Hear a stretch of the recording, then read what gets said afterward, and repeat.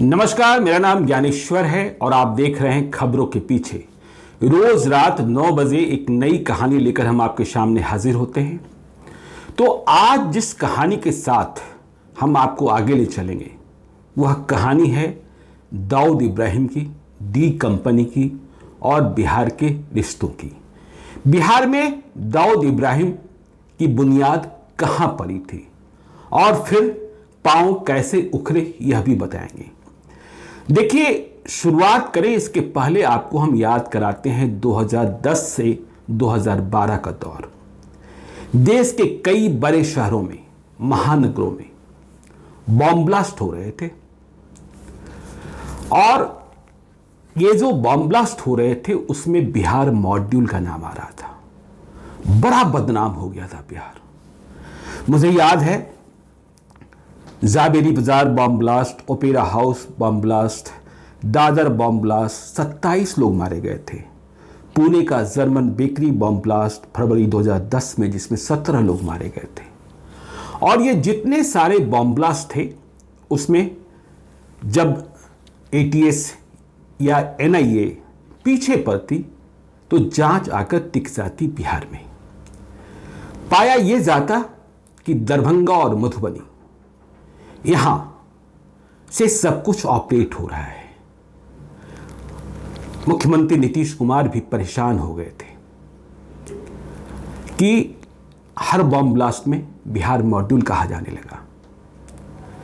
बिहार में बड़े पैमाने पर इंडियन मुजाहिदीन, देखिए आईएम की कहानी आपको हम बहुत विस्तार से किसी और एपिसोड में बताएंगे, लेकिन इंडियन मुजाहिदीन ने बिहार के कई जिलों में बड़े पैमाने पर भर्तियां की थी और आतंकी पैदा किए थे। ये आतंकी ही देश के लिए तब सिरदर्द बने हुए थे। यह तो खुशकिस्मत कहिए कि बिहार कैडर के ही एक बहुत तेज तर्रार आईपीएस ऑफिसर विकास वैभव एनआईए में पहुंच गए थे, नेशनल इन्वेस्टिगेशन एजेंसी में। और एनआईए ने जब ये सीरियल बॉम्ब ब्लास्ट को जांचना शुरू किया तो विकास वैभव का नाता बिहार से था। बिहार की मिट्टी को समझते थे, बिहार के दर्द को समझते थे, बिहार को इस बदनामी से छुटकारा दिलाना चाहते थे। तो वे इतना पीछे पड़े कि जो बिहार में पांव जमे पड़े थे उन्हें उखाड़ा गया। इंडियन मुजाहिदीन के कई बड़े किंगपिन पकड़े गए और फिर सीरियल बॉम्ब ब्लास्ट का सिलसिला बंद हुआ। लेकिन सवाल यह है कि मुंबई का डॉन, जो बाद में देश का डॉन बन गया, आज देश का मोस्ट वांटेड नंबर 1 है, पाकिस्तान में रहता है, दाऊद इब्राहिम। इसने बिहार में अपना पांव जमाया कैसे? यह बिहार आया कैसे? हम 2020, बहुत पुरानी बात नहीं करते हैं, 2020 में ही एजाज लकड़ावाला, दाऊद इब्राहिम का बहुत पुराना सहयोगी, पटना के ही एयरपोर्ट से मुंबई की क्राइम ब्रांच ने गिरफ्तार किया था एजाज लकड़ावाला को। 27 से अधिक मामलों में बिहार में कोई मामला नहीं था, वह वांटेड था। और माना यह गया था कि तब वह दरभंगा जा रहा था, दरभंगा जा रहा था, नेपाल जा रहा था। नेपाल आपको मालूम है कि डी कंपनी का बहुत सुरक्षित ठिकाना रहा है। मिर्जा दिलशाद बेग का नाम आपने सुना ही होगा, जिसकी हत्या छोटा राजन ने करा दी थी। आपको वह भी प्रसंग याद होगा कि दरभंगा की एसपी, अभी हमने कुछ दिन पहले ही कहानी सुनाई है, शोभा ओतकर, की मर्डर की प्लानिंग कैसे 1999 में की गई थी। तो खैर, हम असली मुद्दे पर आते हैं। तो देखिए, दाऊद इब्राहिम को बिहार में पहला, बिहार से पहला जो अपराधी मिला था उसका नाम था जम्मू खां। वह जिला दरभंगा का रहने वाला था। दाऊद इब्राहिम जब भारत छोड़कर गया, पहले दुबई गया, बाद में पाकिस्तान गया, तो दाऊद इब्राहिम के जो धंधे थे, एक्सटॉर्शन तो था ही, मर्डर तो था ही, लेकिन इसके अलावा उसने इंडिया में एक किडनैपिंग स्ट्रीट भी बनाया। जैसे दलाल स्ट्रीट है वैसे ही किडनैपिंग स्ट्रीट बन गया और इसकी जवाबदेही सौंपी गई दुबई में बैठे इरफान गोगा को, भारत की जेल में गिरफ्तार किए गए बबलू श्रीवास्तव को जो नैनी जेल में बंद था, नैनी जेल से ही सब कुछ ऑपरेट करता था। और बिहार में जब संपर्क बना तो जम्मू खां को, तो जम्मू खां वह अपराधी जो सबसे पहले दाऊद इब्राहिम से जुड़ा। कैसे जुड़ा, इसकी कहानी भी बहुत विस्तारित है। जम्मू खां ने दरभंगा में चुनाव भी लड़ा था, विधानसभा का चुनाव। जम्मू खां गिरफ्तार होकर जेल भी गया साल 1988 में, 1988 में। जम्मू खां की दोस्ती यहीं से फजलुर रहमान के साथ शुरू हुई। फजलुर रहमान जिसके कई नाम हैं, चिंग चांग, और डी कंपनी ने डी कंपनी से अलग होकर किडनैपिंग की अपनी दुनिया बसाने में भी यह नाम बदलता रहा।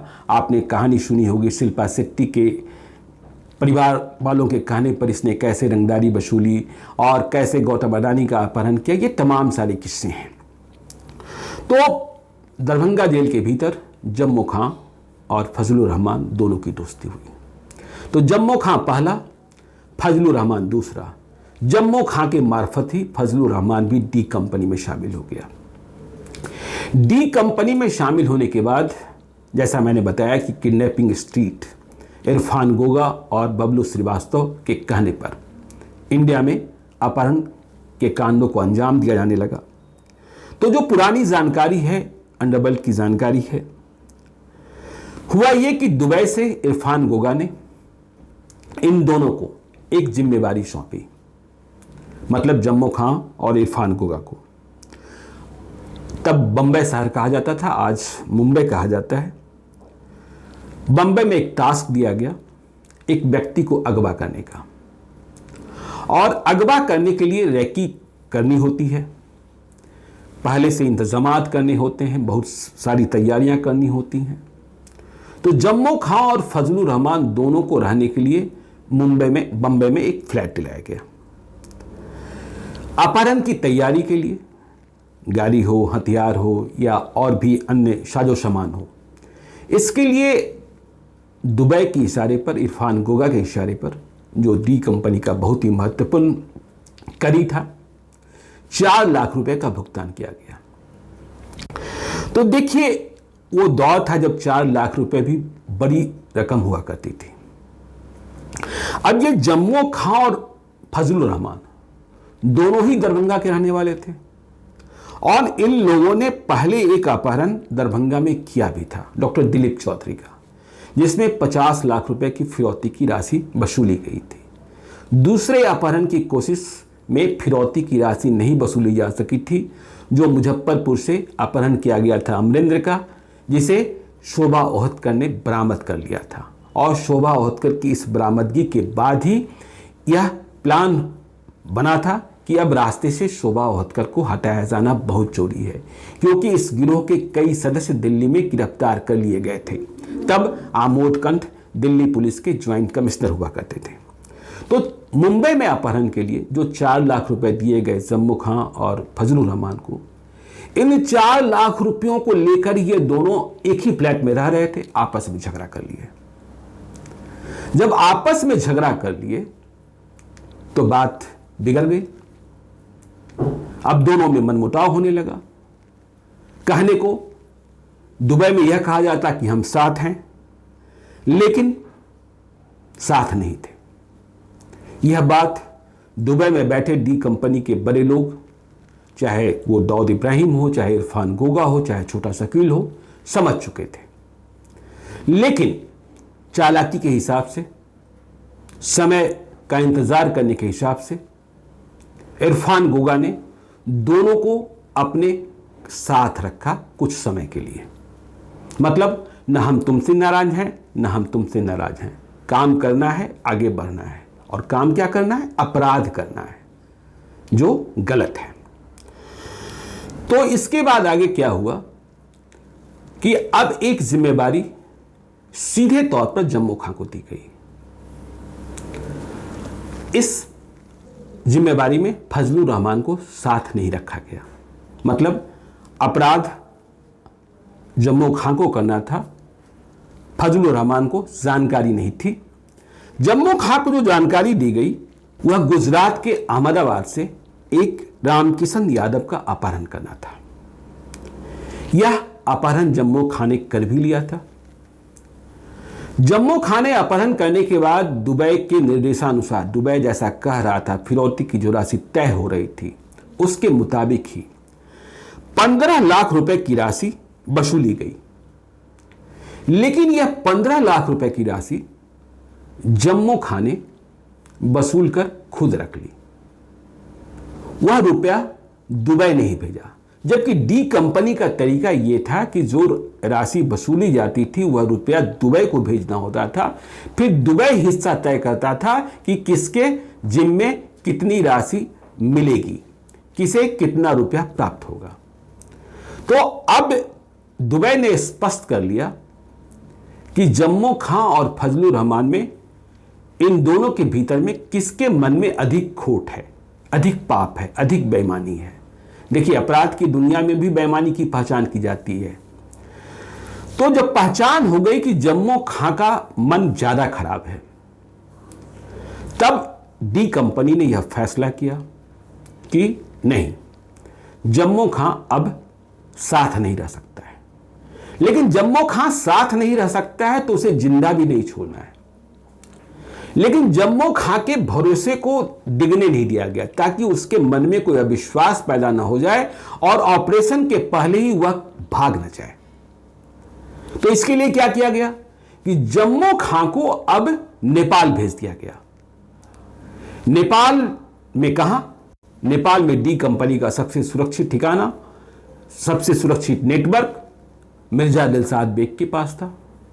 मिर्जा दिलशाद बेग सांसद हो गए थे, मंत्री हो गए थे।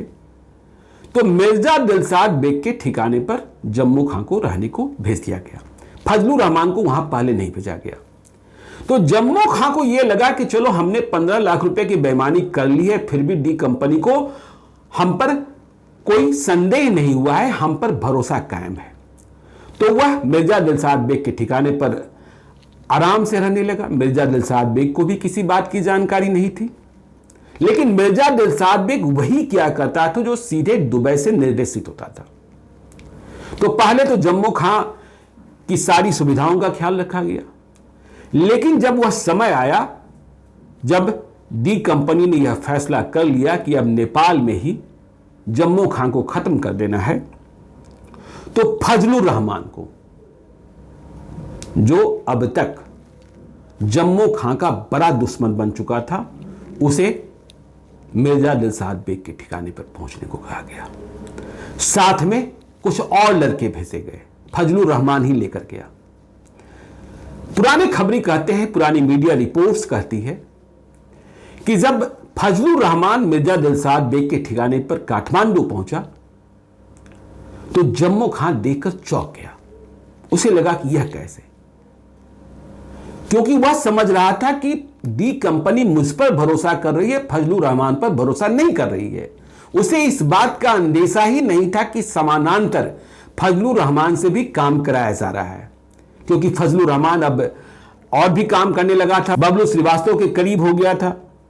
आपको हम यह भी याद दिला दें कि 1999 में जब दिल्ली में फजलुर रहमान गिरोह के कई सदस्य पकड़े गए थे, उसके कुछ दिनों पहले ही कोलकाता में एक बड़ी मुठभेड़ हुई थी जिसमें बबलू श्रीवास्तव के, नैनी जेल में बंद बबलू श्रीवास्तव के 4 सहयोगी मारे गए थे। और इस गिरोह का जो दूसरा नंबरदार मनजीत सिंह उर्फ मांगे सरदार था, वो घायल होकर गिरफ्तार हुआ था। खैर, तो फजलुर रहमान को देखकर जम्मू खां चौंक गया। बात पहले की है। अब फजलुर रहमान ने वही किया जैसा उसे दुबई से कहा गया था। फजलुर रहमान के साथ विक्रम, अतीक और राजू नाम के 3 और अपराधी काठमांडू पहुंचे थे। तो इन तीनों ने मिलकर, या यूं कहें कि चारों ने मिलकर, काठमांडू में ही जम्मू खां, जो दाऊद का पहला आदमी बिहार में था, उसकी हत्या कर दी। और सिर्फ जम्मू खां को ही नहीं मारा, जम्मो खां अपने साथ मिर्जा दिलशाद बेग के ठिकाने पर अपने भाई शामू और चांद को भी रख रहा था। इन दोनों को भी मार दिया। मतलब कुल 3 हत्याएं हुई और ये तीनों हत्याएं ऐसे हुई कि हत्या करने के बाद लाश भी ठिकाने लगा दिए गए। आज तक बात 1996 की है, किसी को पता नहीं चला कि मारकर उन्हें फेंका कहां गया था इन तीनों को। बाद में तो मिर्जा दिलशाद बेग भी मार दिए गए छोटा आलम के लोगों के द्वारा। और जब जम्मो खां उसके भाई शामू और चांद की हत्या कर दी गई तो दी कंपनी ने सीधे तौर पर इरफान गोगा के अधीन इंडिया में जो किडनैपिंग स्ट्रीट बनाई गई थी इन लोगों के द्वारा, उसका शर्बे सरबा बना दिया गया। फिर तो फजलुर रहमान ने ताबड़तोड़ अपहरण किए। कभी पकड़ा गया तो जल्दी से छूट आया, कभी पकड़ा गया तो फर्जी बेल पर निकल आया। और आपको जानकर आश्चर्य होगा कि जब कभी इस गिरोह की पड़ताल होती तो एक खूबसूरत लड़की, एक खूबसूरत महिला,